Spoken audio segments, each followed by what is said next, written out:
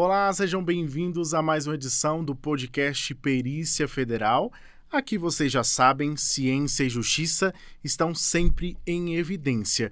E neste episódio nós temos a honra de ter a presença do nosso ex-presidente da APCF, Marcos Camargo, para falar sobre um assunto, na verdade, assuntos que ele acabou se tornando expert, né, Dani? É isso mesmo, Gustavo. Porque além de perito criminal federal, o Camargo se tornou perito em responder essas questões que nós vamos colocar aqui hoje. Então, nesse episódio, nós vamos tirar aquelas dúvidas frequentes da perícia criminal federal, falando sobre concurso, a carreira em si e outras curiosidades sobre a profissão. E para quem nos acompanha há mais tempo, com certeza já conhece o Camargo. Mas para aqueles que estão chegando agora, eu gostaria que o Camargo se apresentasse. Então, seja muito bem-vindo aqui no podcast. Muito obrigada, presidente. Obrigado, Dani. Obrigado, Gustavo. Agradeço aí o convite para voltar aqui à associação, né? Sempre bom estar de novo aqui na PCF. Minha vida dentro da área associativa começou lá em 2001, né? Então, embora eu tenha ficado 6 anos na presidência de 2017 a 2022, mas a minha história com a associação ela começa lá em 2001, formalmente, mas a minha filiação à PCF é desde 99, quando eu tomei posse, né? Então, eu sou farmacêutico, sou formado pela Universidade Federal do Paraná. Em 1999, eu tomei posse na Polícia Federal como perito criminal federal. Desde então, sempre fui associado, sempre fui filiado à associação. Por entender, né, a importância da gente ter a luta aí pelas nossas questões que envolvem a parte classista, mas também como uma luta no sentido de buscar também trazer ideias, soluções para a sociedade, que eu acho que também é uma área importante da vida sindical, né? Enfim, ao longo desse período sempre junto da associação, eu tive várias experiências na Polícia Federal, né? Fui chefe da parte de laboratório da Polícia Federal, do Instituto Nacional de Criminalística.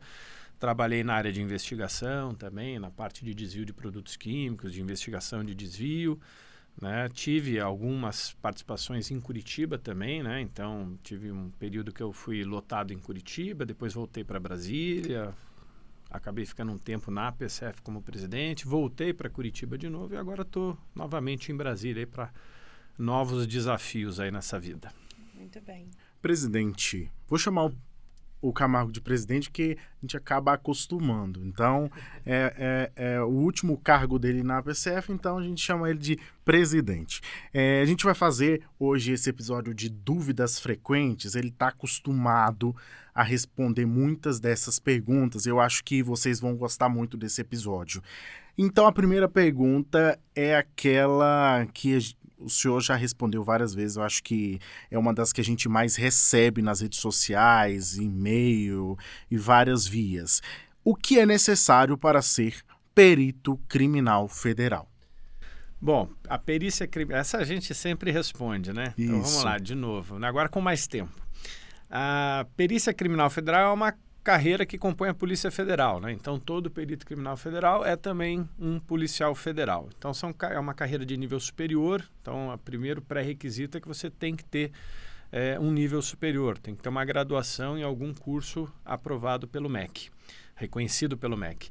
Mas não é só isso. Como é uma carreira científica, né? Então, você tem áreas de ingresso. Então, não é qualquer curso superior, né? Você tem que ter cursos específicos, né? Então, hoje são 19 áreas de atuação, né? Então, o decreto que rege aí a carreira da Perícia Criminal Federal, ele traz 19 áreas de ingresso, né? Da área 1 à área 19, portanto. Então, são mais de 30 graduações que são aceitas, né? Então, nós temos desde vários tipos de engenharia civil, mecânica, agronômica, né, áreas biológicas como farmácia, medicina, odonto, medicina veterinária, informática temos também, então muitas áreas tecnológicas, né, informática, nós temos a parte de contabilidade, enfim, são vários cursos, né, até no site da PCF tem a lista desses ingressos, né, dessas possibilidades. E você então tem que primeiro ter uma dessas habilitações e aí prestar um concurso público, né? Que é um concurso de provas e títulos, né? Então, você tem que fazer as provas, também avalia o seu currículo, isso também agrega pontos no concurso.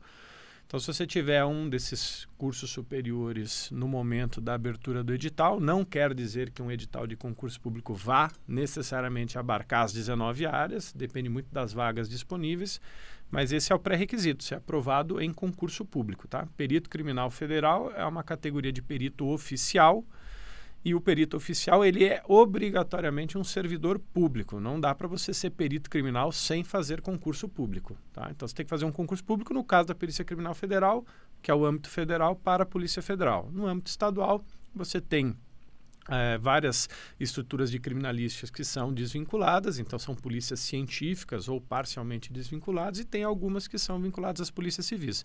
Mas todas elas dependem de ingresso por concurso público. Você falou de graduação. Um curso em investigação forense e perícia criminal é suficiente para se tornar um perito criminal federal? Não.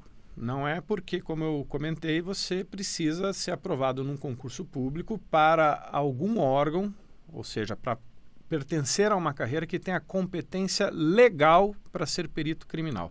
Aqui a gente não está falando de capacidade técnica, de capacidade intelectual. O que a gente fala é de competência legal, né?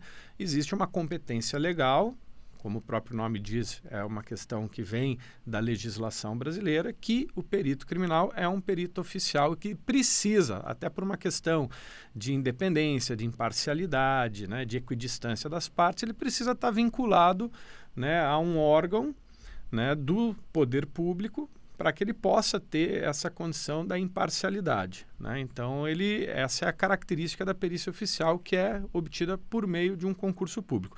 Esses cursos que existem de ciências forenses, de pós-graduação, várias universidades, várias instituições de ensino fazem, eles podem ser úteis para que as pessoas entendam o que é perícia criminal, como disseminação, como divulgação, até científica da carreira. E óbvio que ele pode ter uma utilidade para que a pessoa se torne um perito judicial, para que a pessoa se torne um assistente técnico, mas não vai se tornar perito criminal. Qualquer curso que veicule que, eu estou fazendo um curso de ciências forenses e você vai virar um perito criminal, não existe isso, a menos que a pessoa faça um concurso público. Pode ser que esses cursos possam ajudar na preparação de um concurso público, pode até ser que, de repente, seja reconhecido como alguma titulação para que você ganhe ponto num concurso, mas você não vai sair de lá perito criminal. Uma outra pergunta que a gente recebeu aqui, quais graduações são aceitas para o cargo, né? O senhor acabou já citando algumas delas, inclusive ele também já aproveitou para falar que no nosso site, no apcf.org.br, tem essas informações, tem a lista completa de todos os cursos aceitos, todas as graduações, mas eu vou para uma outra pergunta também muito frequente, que é sobre o curso tecnólogo. Ele é aceito para ingresso na carreira de perito criminal federal?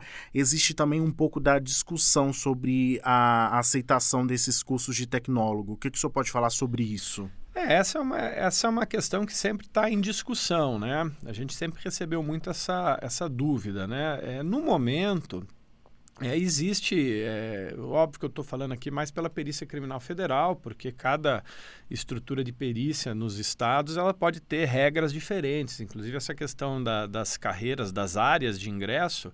Na Polícia Federal são essas 19 áreas. Nas polícias estaduais, né, na Polícia Científica ou na Polícia Civil, quando ela tem a estrutura de perícia, podem ser outras regras, podem ter outros cursos superiores. Nós não temos ingresso em psicologia na Perícia Criminal Federal, não temos ingresso em fonoaudiologia, mas essas áreas existem ingressos em outras áreas de perícia, em outras perícias oficiais de estados. Então, essa é a primeira questão. Então, na parte de tecnólogo, fazendo a mesma linha de raciocínio, no âmbito da Polícia Federal, no âmbito da Perícia Criminal Federal, a gente tem um histórico de permissão, vamos dizer assim, usar esse termo, né, para que se admitam tecnólogos. Mas existe uma discussão sobre esse tema que é em relação à carga científica. Então, há discussões sobre a continuidade ou não, se vai ser aceito nos próximos concursos ou não, porque há uma discussão de que a carga científica talvez não seja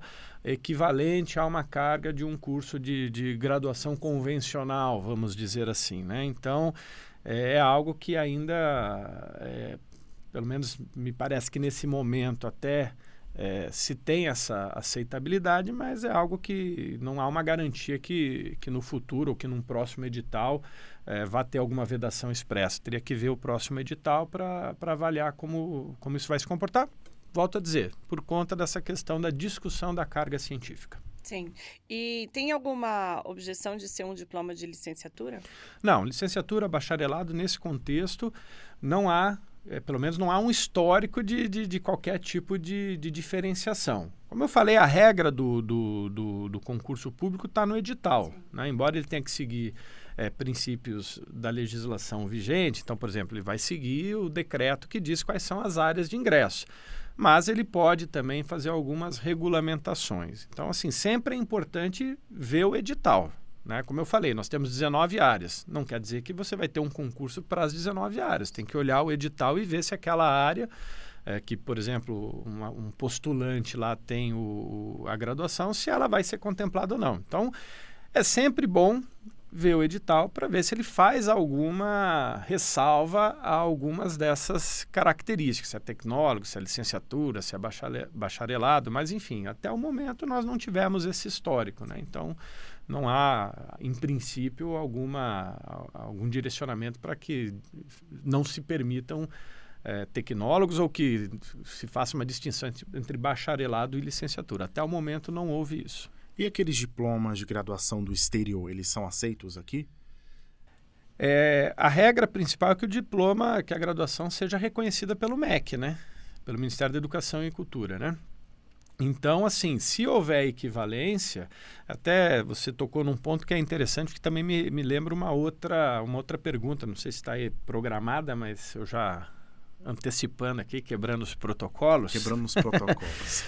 O que acontece? Muita gente também questiona assim, poxa, mas e se o meu curso de graduação não estiver naquelas 19 áreas? Era uma delas. É que já está no embalo, né? Então, o que acontece? É muito comum, a gente recebia muito essa dúvida, né? Eu olhei, eu sou formado aqui em um curso qualquer aqui e eu não verifiquei ele nessas 30 e poucas graduações que vocês admitem, nessas 19 áreas. Eu posso fazer o concurso? Se o curso que você tem ele tiver similaridade de ementa, de carga horária com algum curso que é aceito, é possível administrativamente haver uma equivalência, desde que esse curso que você tem também seja reconhecido pelo MEC. Então ele não precisa ter o mesmo nome do curso que está lá no decreto. Mas se ele tiver uma similaridade de carga horária, uma similaridade de ementa, é possível haver uma equivalência e você ser admitido, desde que passe na prova, etc. e tal. O curso no exterior, ele segue mais ou menos a mesma linha, né? Então tem que ser um curso que em algum momento tenha algum reconhecimento pelo MEC, alguma validação. Então, assim, é o mesmo princípio de quem vai fazer um curso no exterior, medicina, por exemplo, que é o mais comum, e aí quer exercer a profissão no Brasil. Ele tem que fazer uma validação. Não vamos entrar aqui no mérito se a validação é boa, é ruim, se é certa, se não é certa, se é justa ou se é injusta. Mas tem que fazer uma validação. A partir do momento que é validado, não há necessariamente um impedimento de que ele faça esse concurso. Essa diferenciação de nomenclatura de curso acontece muito, por exemplo, nos cursos de informática, né? Sim. Porque engenharia da informação, sistema da informação. Então, isso acontece muito nesses cursos de informática, alguns de química também, Já né? tivemos caso em cursos de química. Tem engenharia química. Engenharia química, química industrial, enfim, esses aí até já estão no decreto, mas às vezes aparece, né? Tipo, sabe, eu vou chutar aqui, pode ser que eu esteja falando alguma coisa que não exista na prática, mas, por exemplo, química de alimentos, por exemplo. Sim. Se tiver uma equivalência... Não vai ter esse curso no decreto, mas se a ementa, por exemplo, a pessoa que faz química de alimentos, sei lá, tem química orgânica, tem química inorgânica, tem química analítica, tem uma série... E você perceber que a carga horária dessas matérias é equivalente à carga horária de um curso de química, né? Então, é possível que isso, principalmente a pessoa tendo sido aprovada no concurso, é muito possível que haja uma equivalência e ela possa ser nomeada. E é importante frisar aqui para o pessoal, a gente recebe muito isso, essa pergunta, essa dúvida, Quem faz essa análise é a administração, é a Polícia Federal, não é a PCF, tá, pessoal? Ah, sim. As pessoas às vezes pensam que é a PCF que faz essa análise de equivalência. Não é a PCF. Quem faz essa análise é a administração, a Polícia a Federal, própria Polícia Federal. no momento lá do concurso, em uma das etapas do Em concurso. última instância, sempre há a possibilidade de quem ficar insatisfeito com a resposta também de recorrer à justiça, né? Mas um primeiro momento é o trâmite administrativo, que, como você bem colocou, é a Polícia Federal que vai fazer, as áreas competentes da Polícia Federal para isso. Presidente, e existe uma frequência certa para esse concurso? Por exemplo, ele vai sair de 2 em 2 anos? Porque é uma coisa que o pessoal é bem ansioso, né? O Gustavo está bem acostumado a responder isso para o pessoal nas redes sociais.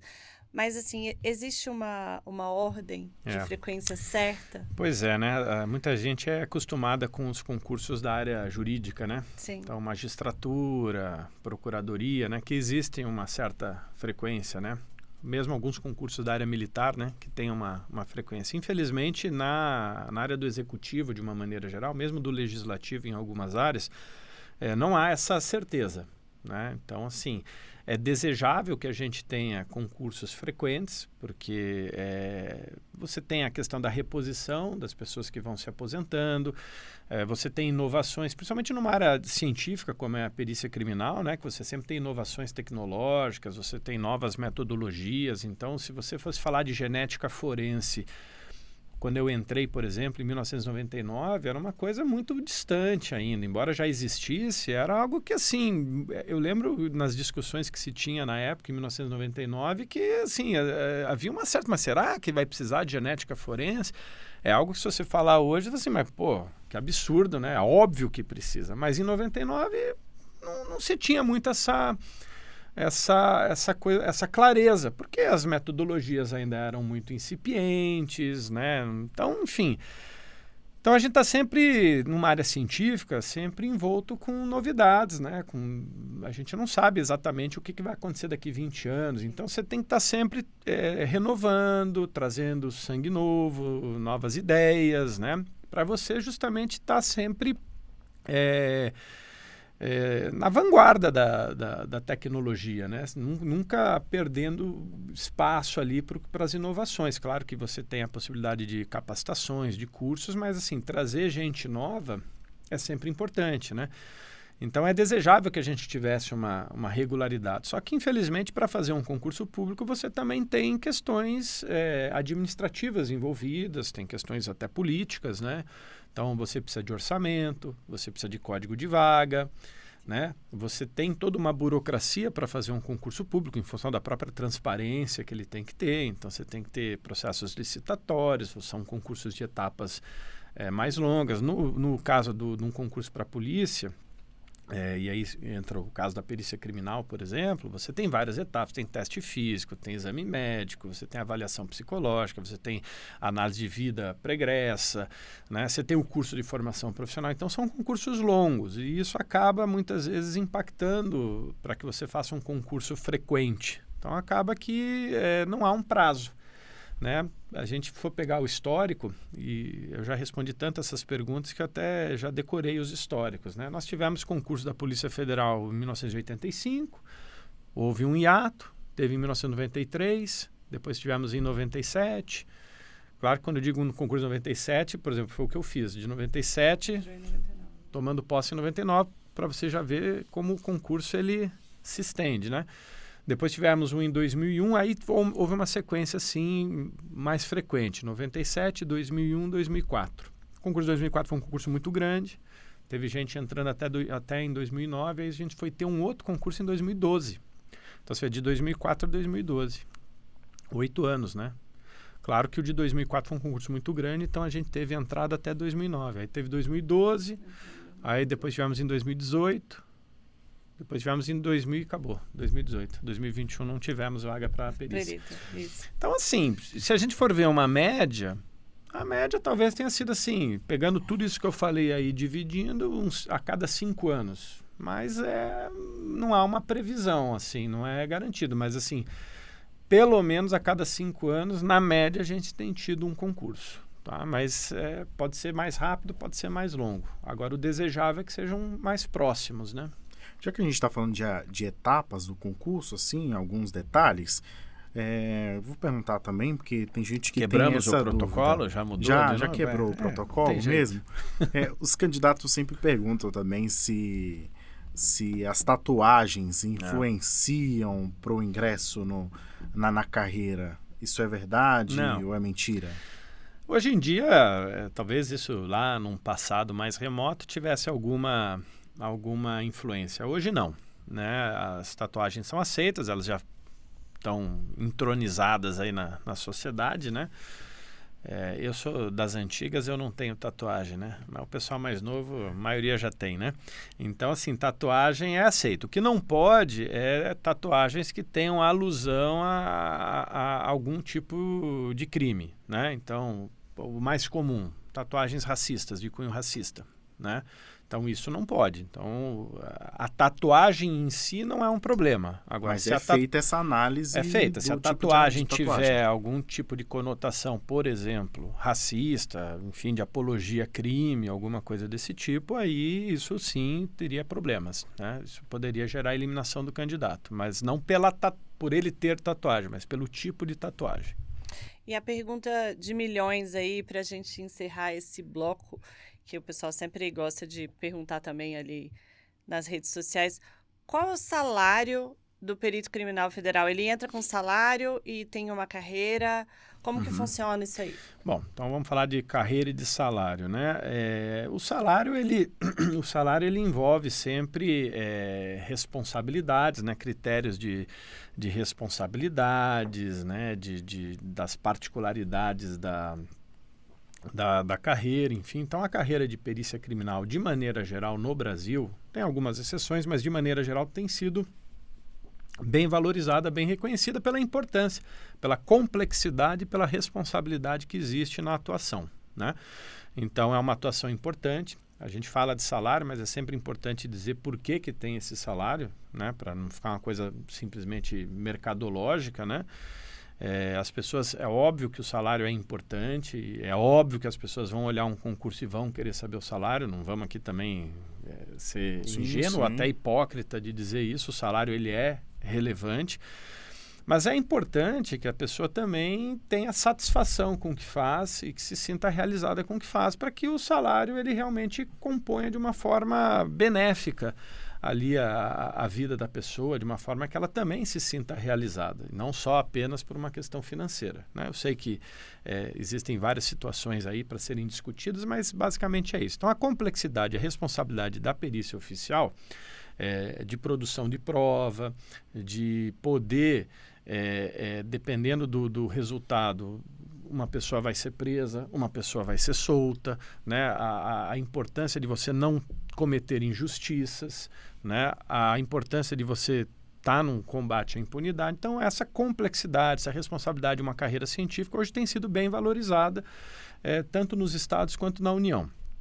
Claro que existem algumas distorções, alguns estados que ainda precisam de um maior reconhecimento, mas, no geral, tem tido um bom avanço, né? E, no âmbito da Polícia Federal, houve uma reestruturação recente, que está, na verdade, em andamento, né, com a previsão de ser concluída em 2026. Né? Então, em 2026, que é quando essa reestruturação já tivesse sido integralmente implementada, o salário de entrada, ou seja, para a terceira classe, né, de ingresso, que o perito entra na terceira classe, esse salário vai ser na faixa de R$28 mil, e a parte do topo da carreira, que seria o perito criminal federal de classe especial, na faixa de R$42 mil, né? Então, ao longo dessa carreira, ele entra na terceira classe, depois de um tempo ele vai para a segunda classe, depois de um tempo para a primeira classe e depois de um tempo para a classe especial. Então, é uma carreira que, ao longo dela, aí, em torno de 15 anos, houve algumas mudanças assim, em termos de tempo em cada classe, então precisa ser atualizado um pouquinho mais, mas em torno de 15 anos, por aí, você consegue chegar no topo da carreira. Claro que existem algumas avaliações para que você possa ir progredindo, períodos, né, cursos que você tem que fazer, enfim, e aí você pode ir progredindo e chegar nesse intervalo de 28 a 42. É isso, e também é importante frisar também a importância da atuação da APCF também para que isso acontecesse também, né? Bem lembrado, né? Bem lembrado. A gente fala muito dessa questão da complexidade, da responsabilidade, De ter um salário né? bom Da carreira hoje. científica, mas assim, todo esse reconhecimento é fruto do trabalho dos peritos criminais federais. Claro que a gente tem que reconhecer a importância da administração também, tanto da criminalística quanto da própria Polícia Federal. É justo que se dê esse reconhecimento também, mas sem dúvida nenhuma, as entidades de classe, e aí eu falo aqui da PCF, mas obviamente que isso se estende às outras categorias também, as outras entidades de classe, elas são parte essencial dessa equação, porque quem negocia a recomposição salarial são os sindicatos, são as entidades de classe.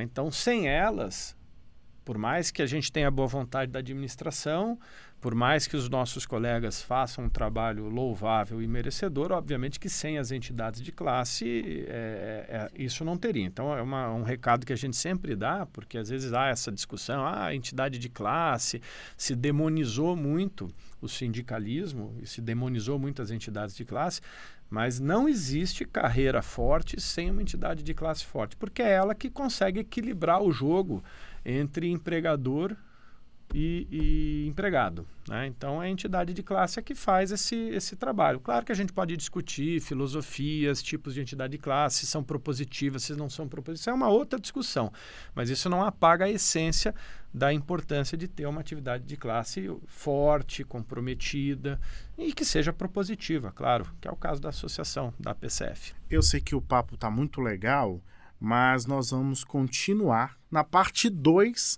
sobre este assunto de dúvidas frequentes, né, Dani? É isso, a gente dividiu em 2 blocos, então acompanhem aí e já cliquem no segundo.